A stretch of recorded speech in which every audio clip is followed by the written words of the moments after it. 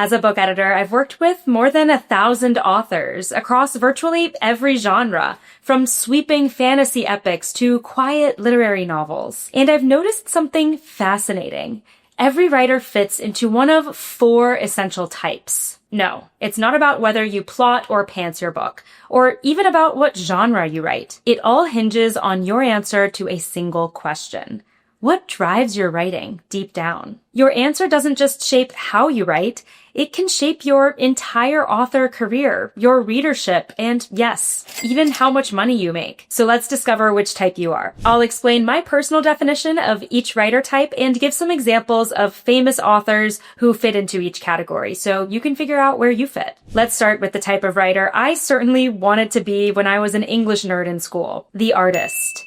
This type of writer is driven by their deep love for the craft of writing itself. If you've read a novel and felt like each sentence was a work of art, then you were probably reading something written by an artist type. The artist is the writer who obsesses over form, style, structure, and language. They're often experimental, taking major risks that redefine how we conceptualize a genre or the novel form at large. Their goal isn't necessarily to entertain the masses, but to push the bounds of what literature can be. The ultimate artist-writer would be James Joyce. His novels were groundbreaking because they popularized the use of stream of consciousness, where we see a character's internal thoughts in a continuous flow on the page verbatim. No one is calling Ulysses a beach read, but his contribution to the literary canon is undeniable. Love him or hate him, another contemporary artist type from our contemporary era would be David Foster Wallace. His novel Infinite Jest is famously more than 1,000 pages long and incredibly dense. No, I have not read it. It includes tons of footnotes, sprawling tangents,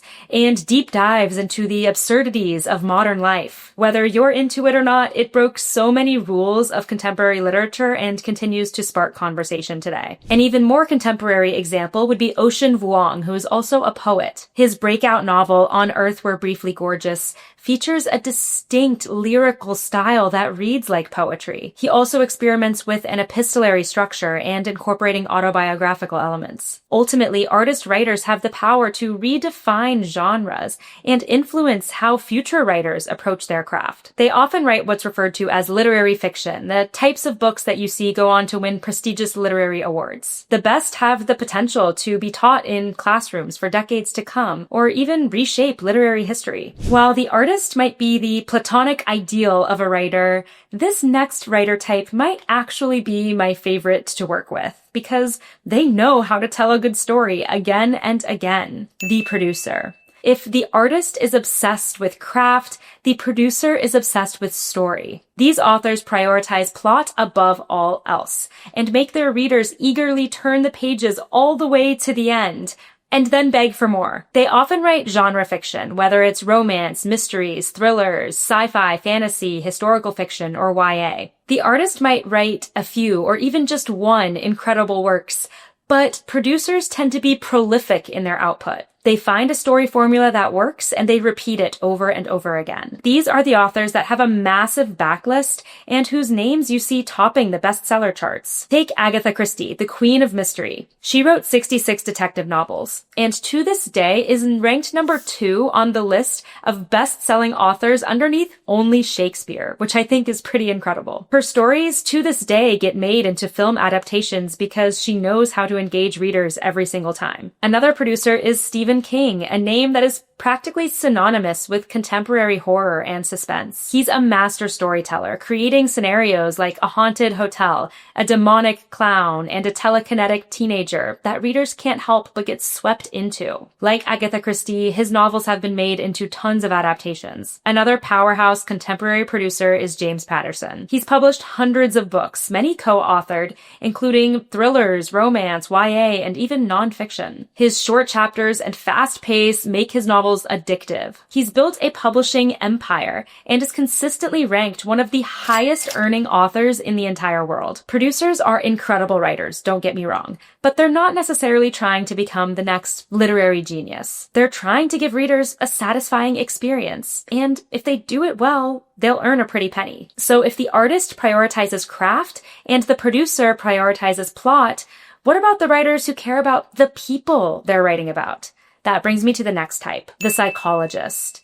These writers are obsessed with character above all else. They're driven by the question, who are these people and what makes them tick? I call this archetype the psychologist because these writers dive deep into their characters' psyches, exploring their complex emotional landscapes and thorny relationships. Their novels often feel like a deep character study. The quintessential psychologist author would be Jane Austen. On the surface, her novels are romances, yes, but what makes her works endure is her attention to character, her razor-sharp understanding of human behavior, and how she's able to portray that on the page. I went to the Morgan Library recently, which had a dedicated Jane Austen exhibit. It was fascinating and incredibly crowded, and got me thinking, what makes people to this day still obsessed with Elizabeth Bennet and Mr. Darcy? It's because Jane Austen gave us timeless characters who feel so real, even to the contemporary reader. A more contemporary psychologist writer would be Donna Tartt. In The Secret History, yes, there's a murder, but the story isn't primarily about solving the crime. It's about watching how this group of flawed, eccentric, brilliant students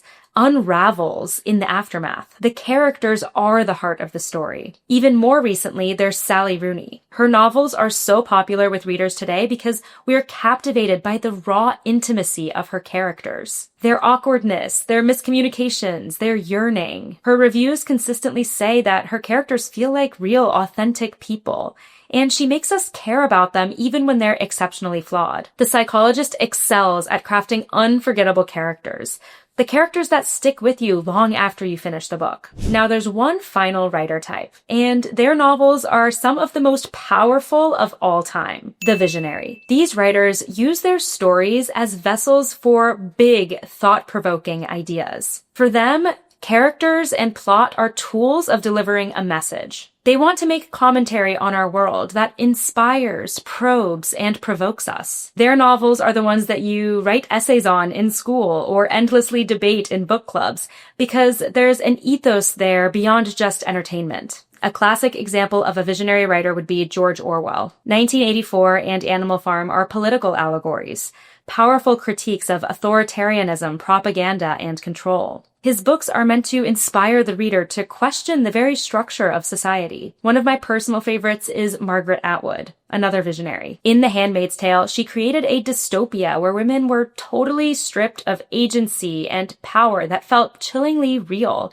So much so that the TV series has caught fire. The plot is definitely propulsive and the characters well developed, but it's the theme and message that give the story its power. Colson Whitehead is another contemporary celebrated author who would be a visionary. His Pulitzer Prize-winning novels, The Underground Railroad and The Nickel Boys, tackle the legacy of slavery and systemic racism in America. He blends history with speculative and allegorical elements, forcing the reader to confront uncomfortable truths about oppressive societal structures. Visionaries are authors who change cultural conversations and whose works shift how we think about and see our own world. So now that you know the 4 types of writers, drop me a comment letting me know which one you are. The truth is, you don't have to fit neatly into just one box. Many of the best writers blend elements from these different archetypes, but knowing your natural tendency as a writer is going to help you understand how you fit into the industry and what you have to contribute with your stories. If your dream is to see your name on a bestseller list one day,